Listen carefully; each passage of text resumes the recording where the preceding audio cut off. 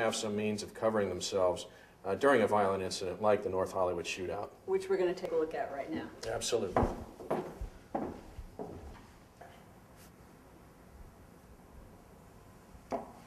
So this is the North Hollywood shootout room, probably the most publicized bank robbery shootout in the history of at least the LAPD, correct? Yeah, the LAPD, if not the entire nation. Certainly this came into the homes of people from coast to coast and indeed internationally.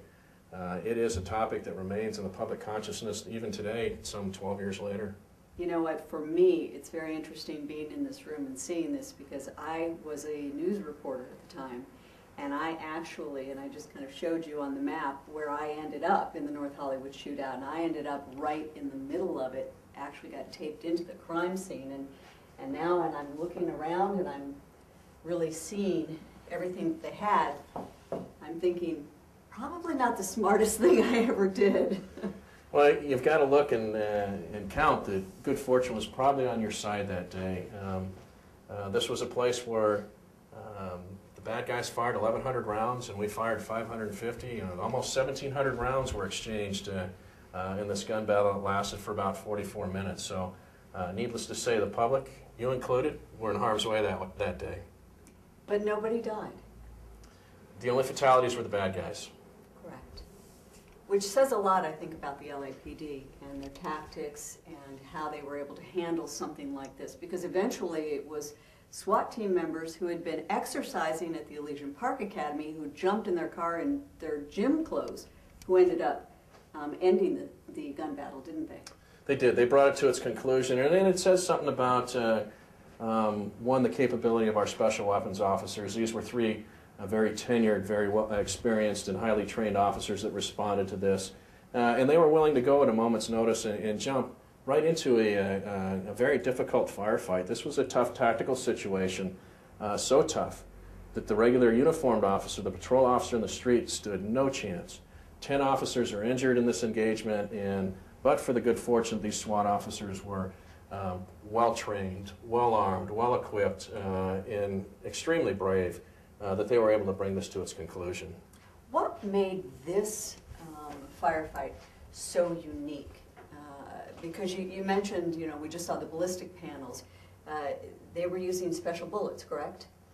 Well, the bullets fired from these weapons, and it was the weapons that were special.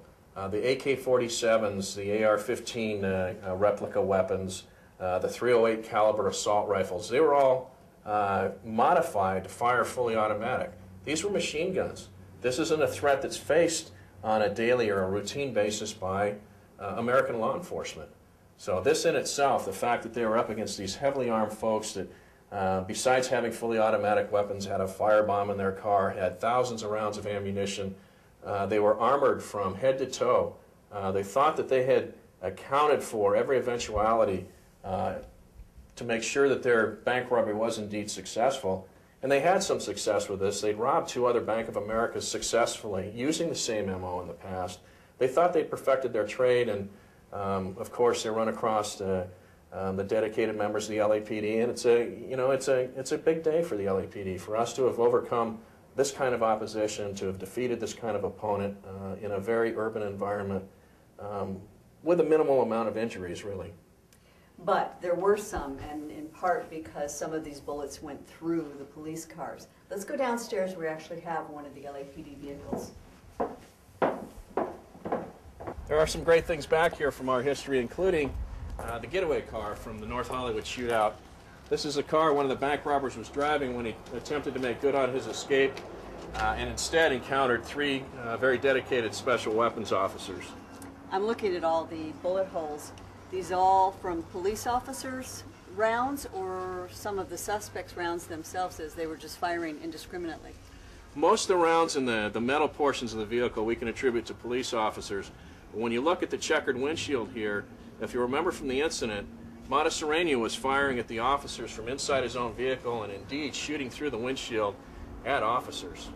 Wow. It's amazing when you look at this and you can really see what those officers were up against. But I think what says it even more are the actual black and whites. Let's go take a look at one of those.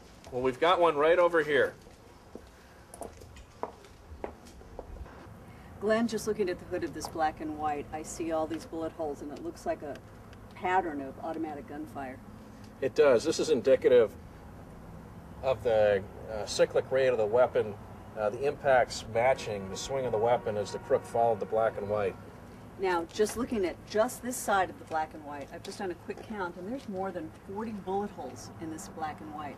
And I think that really kind of tells the story of what our officers were against. They were certainly up against some pretty tall odds that day. In fact, if you look at this vehicle in particular in its entirety, there are 56 bullet strikes in this vehicle. That's more strikes from ammunition than an officer has on his equipment belt. Glenn, thank you so much for taking us on this tour of the Historical Society and Museum. Well, Mary, it's been my pleasure, and I just want you to know that we're able to do this strictly through the support of our membership.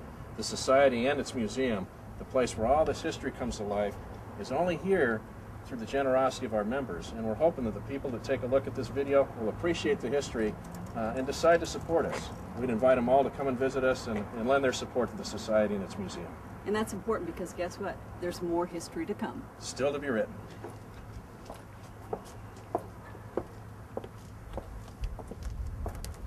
For more information on the Historical Society, go to www.laphs.com. I'm Mary Grady. Thank you for joining me, and I'll see you on the next edition of Inside the LAPD.